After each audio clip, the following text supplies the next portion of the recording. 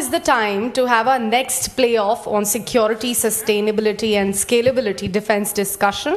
This playoff gathers defense and aerospace leaders to exchange ideas on innovation, security systems and of course the sustainable defense solutions that are shaping a new era and of course a new future of global preparedness. Can we have the video rolling, please? Europe is on a warpath. Lines redrawn. Alliances tested. And the world's strongest military power shifts its gaze. Europe can't wait for help. Self-reliance is no longer strategy. It's survival. Germany must lead. In building the systems that protect. And the industries that sustain. Enter the disruptors. Faster, smarter, scalable. This is not just defense manufacturing. It's technology transfer at speed. India, cost advantage, production muscle, a workforce trained for precision. Germany, engineering dominance, R&D depth, combat-proven design. Together, they can build what others wait to buy. The new arsenal is not about having more. It's about building smarter. The playoff begins. Well, while knowing what all is happening around us and in fact across the globe, it is even more important to discuss this further with some more experts joining us. I would again like to thank Mr. Lal for enlightening us about the topic before we have the experts joining us here for the panel. For now, a thought-provoking session. I would like to invite Mr. Karl-Heinz Grossman, Head of International Airbus Defense and Space, Dr. Alexander Shillong, MD Cybersecurity Schwarz Digits, Mr. Rajinder Singh Bhatia, President Society of Indian Defense Manufacturers and Chairman of Kalyani Strategic System Limited, Mr. Chandrasekhar HG, Founder and MD Sasmos HET Technologies, Mr. Ankit Mehta, Co-Founder and CEO IdeaForge Technology, Captain Michael Gase, Commander, Regional Territorial Command, Baden-Württemberg on stage. Please join me by welcoming all of them here on stage.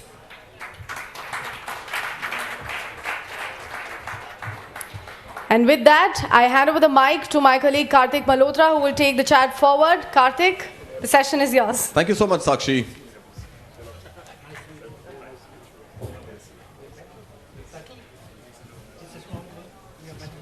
Gentlemen, good evening. May I request you to please take your seats? I think we are still... Okay, we are good. I think the panel is complete. Good evening, gentlemen. And after that very, very enlightening session by Dr. Lal, the benchmark for our discussion has really been taken. The bar is really up. So I hope we can collectively do justice to it. And with one man in uniform and one man who once donned one, I have no doubt that we will live up to the expectations of all our audience here. So, to begin with, let me start with the man in uniform. Captain Gase, thank you so much for joining us here. I think all of us must agree on one fact, that we owe everything to men in uniform who protect us, who guard us, and at some level, for those who are... And for those of you who are not donning the uniform, but contributing to the apparatus, the ingredients, the supply chain that goes into protecting the men and women in uniform, I think it is our duty to make sure that what we build for them is robust, is scalable, and unbeatable. So with that, Captain Gase, let me begin first by asking you, and I think our session is going to be a little bit of politics, a little bit of economics, and definitely a lot of defense. So let's first get the elephant out of the room, and the elephant really is NATO. And the redefinition of NATO, Donald Trump being Donald Trump, doing a Donald Trump on us, saying that, hey, Europe, guess what? You've got to up your defense budgets. You've got to scale it up to 5% of GDP. Germany has done that, 3.5% if I remember correctly. And saying that only once you do that, do I have your back.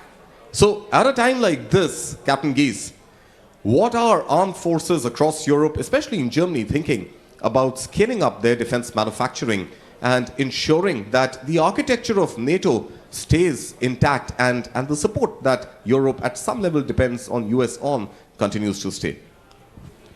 Yeah, good afternoon, ladies and gentlemen, and thanks for that wonderful question, because it opens a a lot of great variety of answers going into politics, diplomacy, and of course military aspects. Of course, I'm not in a position to talk about U.S. interior politics and the president, etc., etc. We are looking the news every day, and we follow very closely what's going on in the United States. But on the other hand, as a German officer, and I can fully understand that the United States of America have, of course, other theaters on which they have to look on, and they look to the Far East, they look to China, they look to the Pacific Ocean theater, and I can fully understand that the strategic interest or the center of strategy is for the United States is a bit shifting from Europe to the Far East. On the other hand, as for the time being, we need the sustainment and the supply and the logistics and the capabilities of the US forces. No doubt about that, because after 30 years of fully peacetime in Europe, we reduced our own forces, and without the backup of the United States, we are not able to create any kind of deterrence whatsoever. So just the last sentence on that, the shift of the United States to other regions or theaters is fully understandable, but as of now, I do not see any indications that they will let us standing alone in the rain tomorrow morning or so. They are still there, and we are still in a very close NATO liaison, and of course the current enemy is here in Europe, is on the east. Right in your neighborhood, sir. In fact, right next door. And who would have thought that despite this this protection that is offered by the US, there would be drone sighting in Poland, and oh my God, not just Poland. Munich airport had drone sightings twice in 24 hours. Now that's a long distance away from the neighbor that we are talking about. But Rajinder Singh Bhatia, I want to stay on that subject for a little bit. And it seems, what we've seen, at least the Russia-Ukraine war, what we've seen Israel and Hamas being at war, and even the recent skirmish between India and Pakistan, I think one thing is fairly clear, that the nature of warfare is changing. And in that changing nature of warfare, are we across the world, and especially us in India, investing in the right technologies? I mean, we are phasing out the MiG-21s that have served us beautifully for about 70 odd years. We are now inducting the HAL, and now we are also talking about AMCA. But I think we will have to at some point agree that the nature of warfare is shifting, and perhaps drones, perhaps space as well as cyber security could become the next obvious solution. I think your question is very relevant, and in fact, while he was talking about it, the geostrategic scenario and the play which is happening for the last few years does indicate that nobody is going to back or save your back when you are in trouble. We learned this lesson many years ago. Many other people are now understanding that you have to be technologically advanced and, of course, militarily reasonably self-sufficient. When we are talking about Make in India, it's not meant to be exclusive, it is meant to be inclusive. So coming back to the question which you are saying, are we ready? The question is, are we investing in the right technologies? Yes, Readiness is ever evolving, sir. Coming to that. So there was a very interesting book which said that there are three things. Technology is very difficult to predict. In fact, it is like, you cannot predict the way, the shape it will take. So there was general directions or mega trends which could be seen. Now, three mega trends were quite evident in technology. The first one was that the future warfare will not be similar to what was fought before. The second was that the future warfare will touch every facet of life of every individual. And third was that the technology will move from civilian domain to the military domain. Hitherto it was moving in other directions. From military to civilian, yes. So I want to just add on to that. So if it is going to move from civilian domain to military domain, what you need is what we were talking about in the morning about startup culture. you need millions of startups to come which can start developing technology in the domains which can address the needs of the future. And this also is a point which, if we take a look, can be a great starting point between India and Germany. All right, a great starting point between India and Germany. And guess what? You're talking about a startup, and we have one sitting right amidst you, Ankit Mehta. Thank you so much for your time. It was great meeting you in Berlin at the curtain raiser of the News9 Global Summit. But here we are again. And talk to us. There was a beautiful presentation that you'd made on the drone technologies and especially the military uses of those. Talk to us about the India-Germany connect when it comes to your drones and perhaps technology which becomes universal. No, it's thank you so much. I think it's a pleasure to be here on this panel. In terms of drones, I think as I was sharing at the event as well, we've been doing this for the last 21 years. So we've essentially started building this technology, predicting what's going to come next, way before it actually became a thing.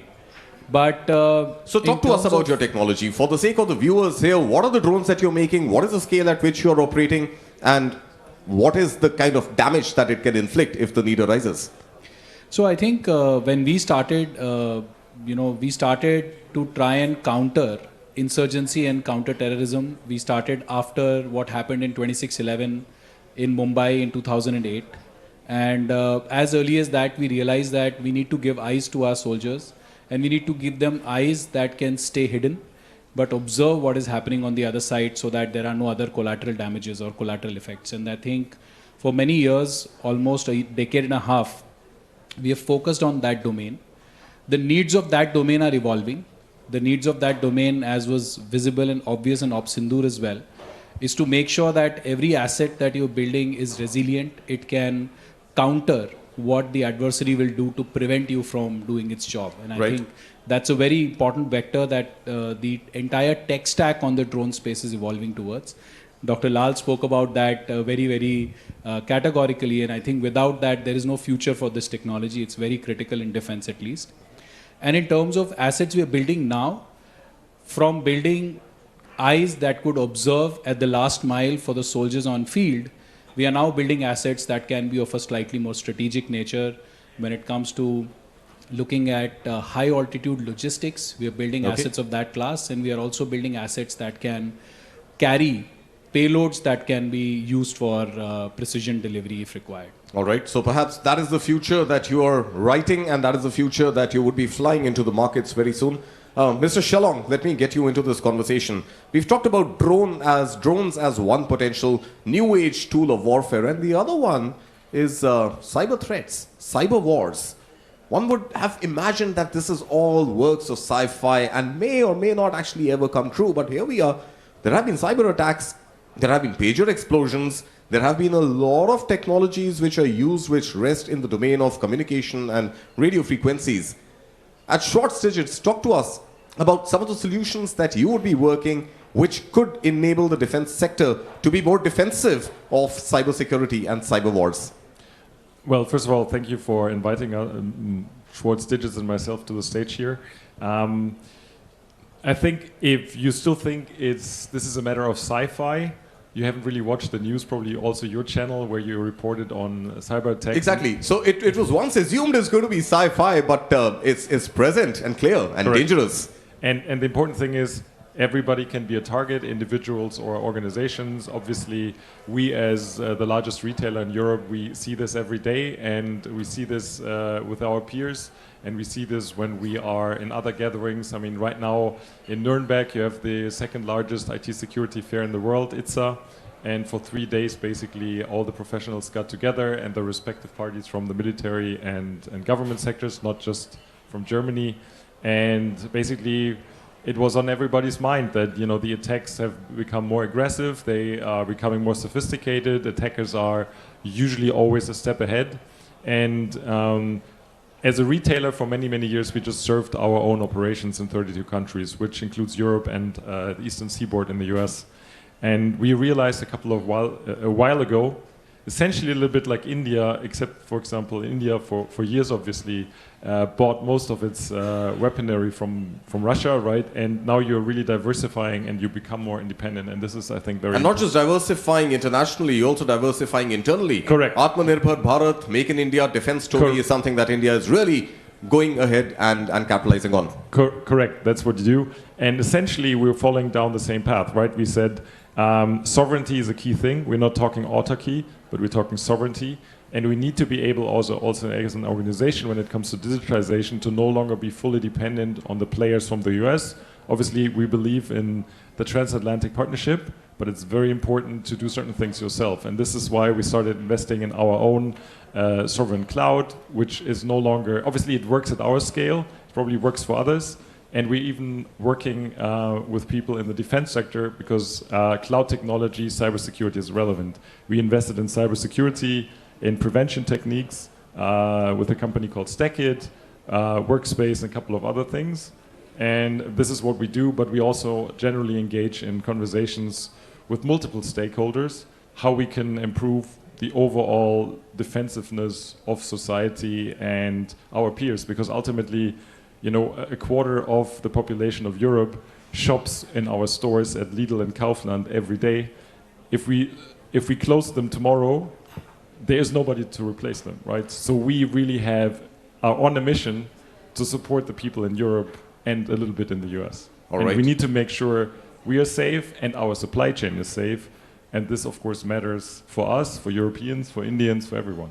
And I would suggest don't restrict yourself only to Europe and US. Look at Asia and definitely look at India to set up a market for yourself as well. And of course, make some investments, by the way.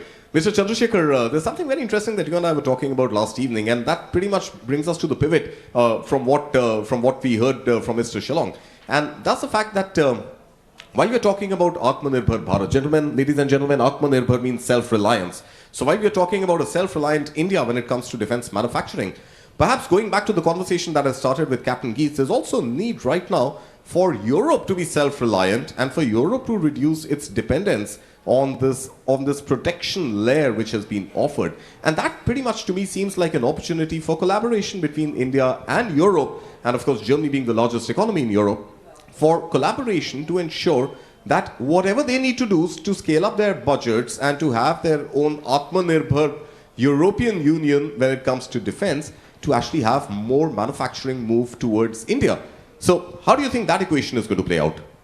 It's actually, first of all, thank you very much for giving me this opportunity. And then definitely, yes, I think from last 8 years, if you really see India started really getting into the manufacturing outputs, even though the intents were there about in the defense sector by about 20 years back. But the Make in India and Atmanirbhar Bharat has created a lot of capabilities in the whole last 8 to 10 years of actually our own journey. Right. And then today, when you really look at European as a market, definitely yes, there are a lot of investments are happening and going to happen for defense sector. Scalability is a major requirement in any of the such kind of a high-speed manufacturing capability. India being a capable, very technical-oriented skill set, we were able to build a very good level of support system for the entire the European base to an extent. In terms of, if you look at it, as an organization, we already work for France, UK, right, and then also for Germany. So Germany, right now, if you really look at it, there is a great opportunity, if you really look at from the Indian perspective, to find answers for their scalability with a lot of reliability as a production and quality responsibilities. Right, so here we are in Germany, and let's hope that those collaborations bear some more fruit. But you also mentioned France, which is the market that you work in. So let's move to a French company and invite Mr. Grossman here to share his views. We are talking about Make in India. We are talking about Atmanirbhar Bharat, and here we have Boeing Defense and Space already manufacturing in India. So Mr. Grossman, take us through your observations on how you have found India as a factory of the world which can scale up your production, and what more needs to be done. Talk to us from the French example. First of all, thank you for having me. Maybe one remark, we don't consider ourselves as a French or a German company. A multinational company. We're a European company with roots in Germany, in France, in Spain and UK. And that doesn't make our life always easy. I can imagine. What I also wanted to say that France enjoys excellent relationships with India at the political level, and that has helped in many areas to do business, also having trustful relationships in defense.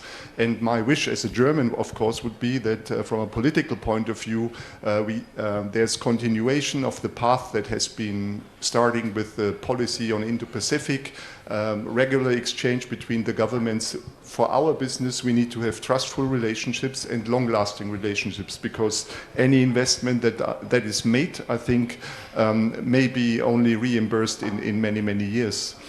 But coming back to your second point, and at least in the civilian market for airplanes, India is really important for Airbus. We source around almost €1 billion of parts every year from India.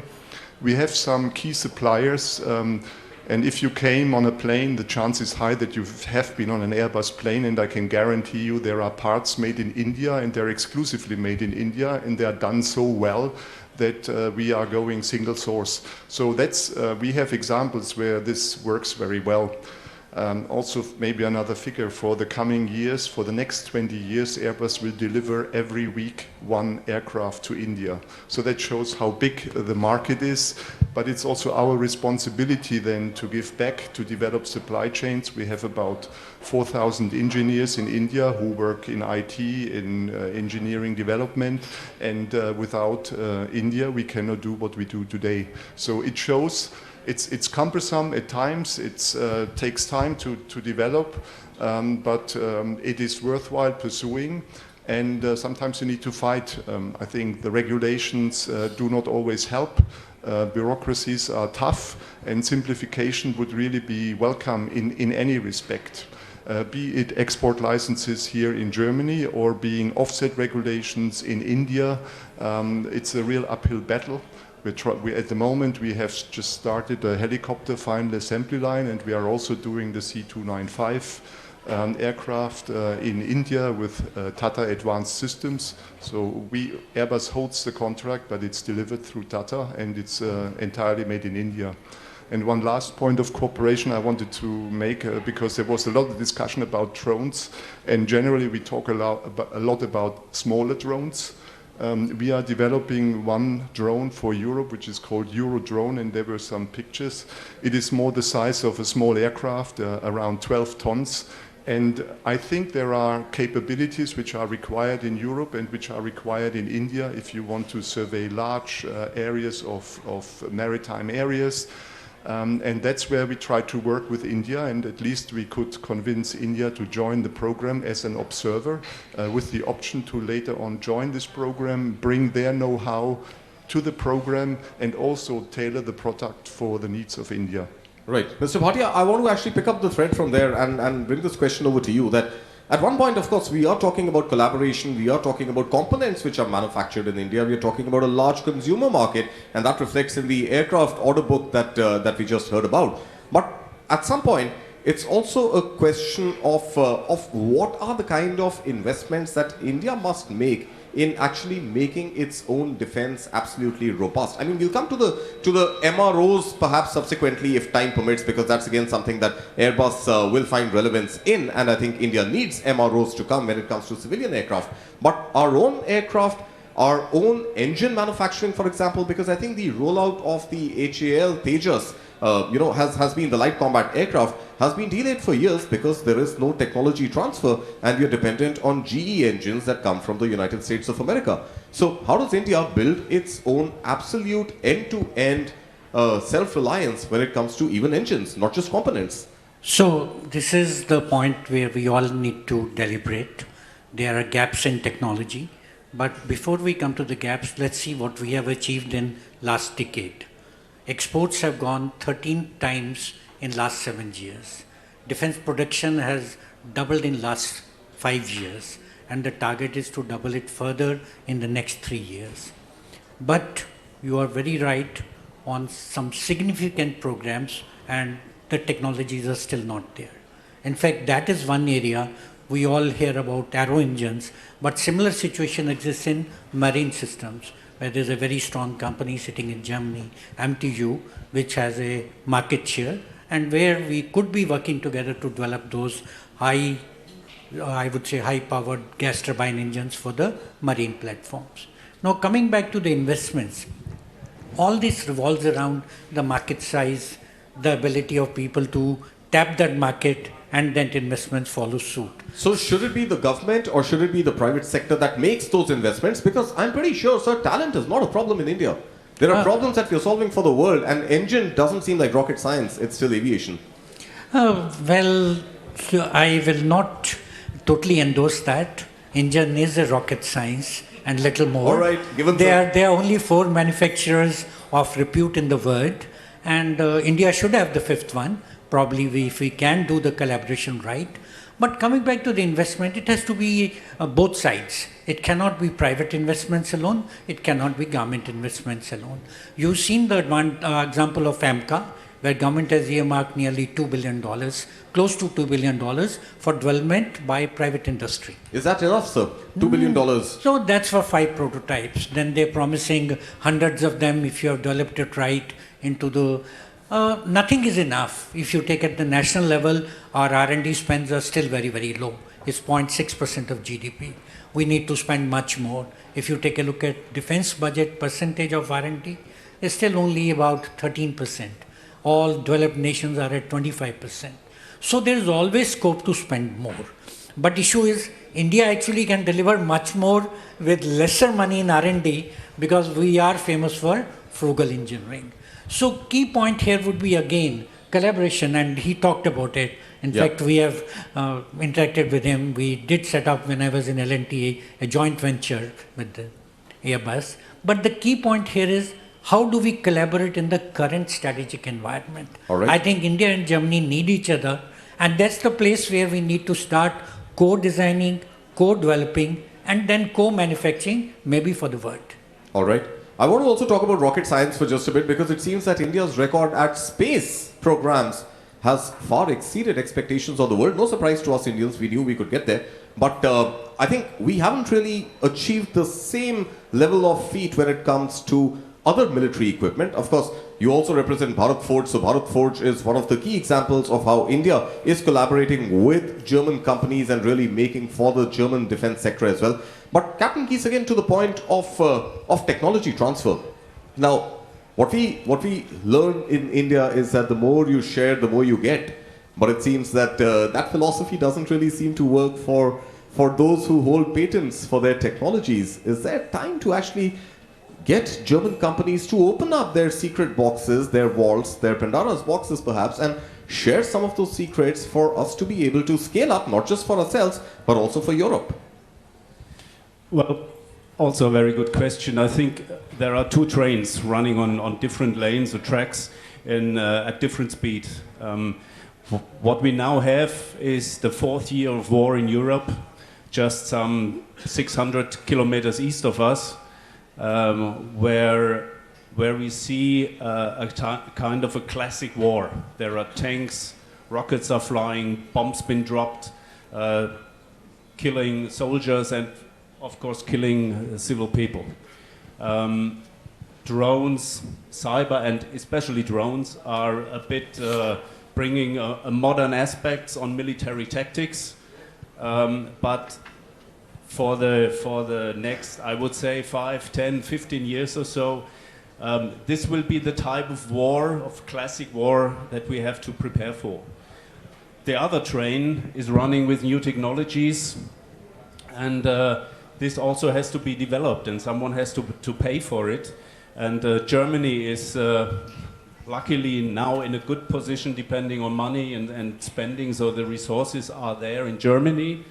But it's hard today. It's hard to assess where to put the priority on. What we need now are tanks, aircrafts, new frigates, etc., PP, and ammunition, classic ammunition, artillery grenades, and this is definitely not the rocket science. But we and all the other European armed forces are very weak of that. and time is running out for Europe. We think that by 2029, 2030, Russia could be in a position to really threaten Western Europe. And so in a couple of years, we have to have all the equipment to stand up and put on truly resilience and a deterrence that will keep Russia back off.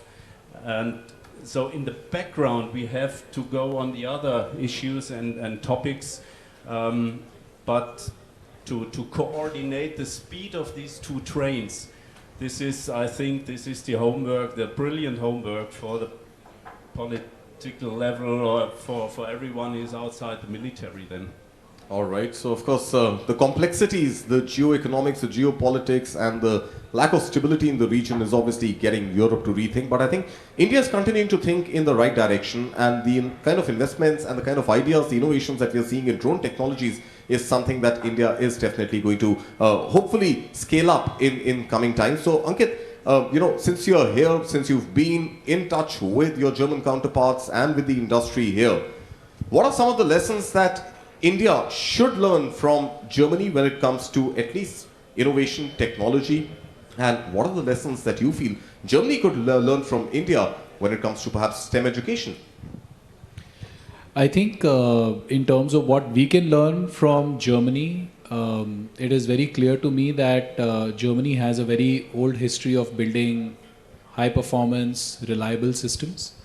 And I think that's an area that we should imbibe, and we should accelerate our learning in that direction as soon as possible.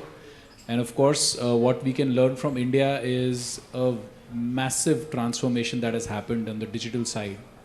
And the amount of digital economy that India has created over the last at least 4 years is I think mind-numbing in terms of its pace. And I think the work that is happening on intelligence, AI, and the panel we had a short while back regarding the global capability centers and the development work happening there. Yeah. I think that's an area that can be, so autonomy is a big lesson that we can drive very aggressively in India given our capability there. I think overall, my belief is that in terms of exchange between the two countries, we are in a environment and a time where anything that is inevitable is getting accelerated at an unprecedented pace.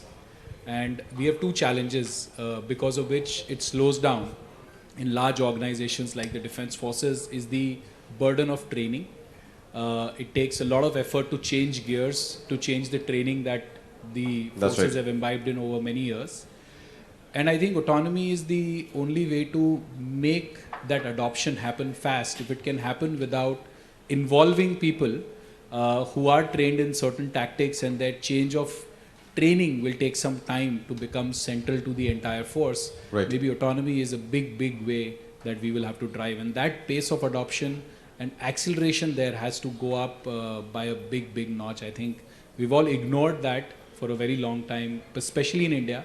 I think it is imperative for us to adopt that from wherever we can very fast. So I think that's a transformation, and that's the choices that you make that Dr. Vivek Lal was talking about before our session. So I think it's pretty clear the choices that India has to make. But what are the choices, Mr. Grossman, that Airbus has to make, especially now, just deviating a little bit from the defense sector, about having MROs set up in India, maintenance, repair and overhaul facilities? I think there's a dying need for India to have MROs so that the fleet up in the air continues to stay in the air and not grounded. Well, that's true. If you have a big fleet, and that's definitely the case in the commercial world, then you will have to have MRO right at the location. And I think we are working with our suppliers to establish where this is needed. We also pay a lot of attention to training facilities, and we just recently opened another one in India, so crews can be trained and operate the aircraft. But coming back to the real challenge, it's really in defense, for me, it is to satisfy the short-term need where we can help, as articulated by Captain Giss. Yeah. And then, of course, don't turn the eye of the longer-term investments that are needed. NATO has released capability planning. They have done a gap analysis. There is data available in the ministries of defense in Europe and in the NATO member states. And there are topics like persistent surveillance from space. There is topics like air defense, which still needs to be improved. And in those areas require investment and are also opportunities for collaboration. And there are also opportunities to collaborate with India, because India has the same issues or will have the same topics to resolve in a couple of years. Right. Mr. Chandrasekhar, the second last word to you before I come to Mr. Shelong to wind up this session. So the final word from you on this panel, at least, in the era that we are living in, and India-EU FTA on the horizon, India signed multiple others. In fact, Keir Starmer was in India, continues to be in India, if I'm not mistaken, as we speak. But the fact of the matter is that there's got to be a greater, a deeper sense of engagement when it comes to defense solutions, especially the ones you offer, and the global market out there. So, in the advent of this new interconnected world that we are living in, what is your one expectation from Germany, from Europe, when it comes to SASMOS AGT? See, if you really look at Europe and the Germany's in specific, it has got a lot of things that they can really leverage from the Indian ecosystem right now. It is already on and getting developed from the manufacturing and engineering perspective. So typically, I think right now the collaboration is supposed to be not looking at the border lines. It is actually going beyond the border lines, both the sides. All right. So what I really see is, in fact, actually as a SASMOS, we did a couple of things as a step, which is really leverage. Because we put up certain people in Germany for engineering in front who are really experienced, and then backed it up with respect to a complete aircraft new design capabilities and some of the subsystems. Okay. So that is really working very well, and they're all sitting in Munich and then also in Bangalore, and then really putting up together a solution within 18 months for the whole system. And then such kind of actually, I think, collaborative efforts and the trust that can be established with an engineering background. And then this particular background is not only for engineering, it is also actually, I think, manufacturing requirements can be met from the day one when you are engineering it from the scalability perspective.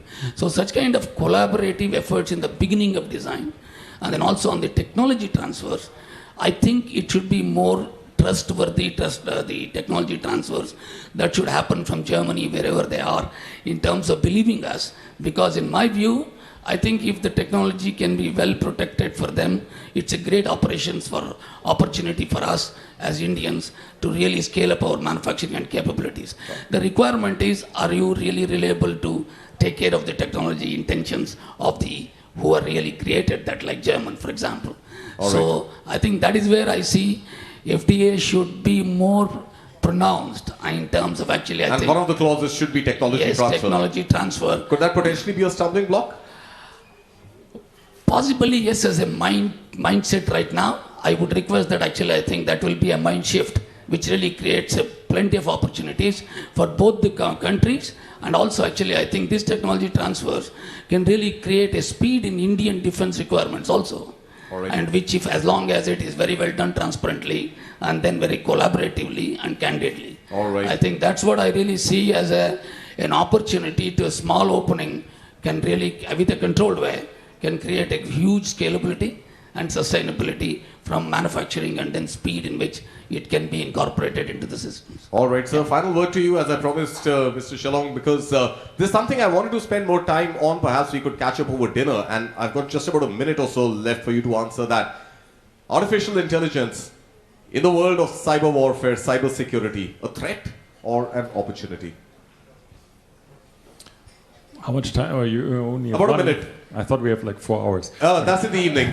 Okay, no, it's both, right? It's very helpful for the defenders, and it's already finding its way into the various solutions that are out there.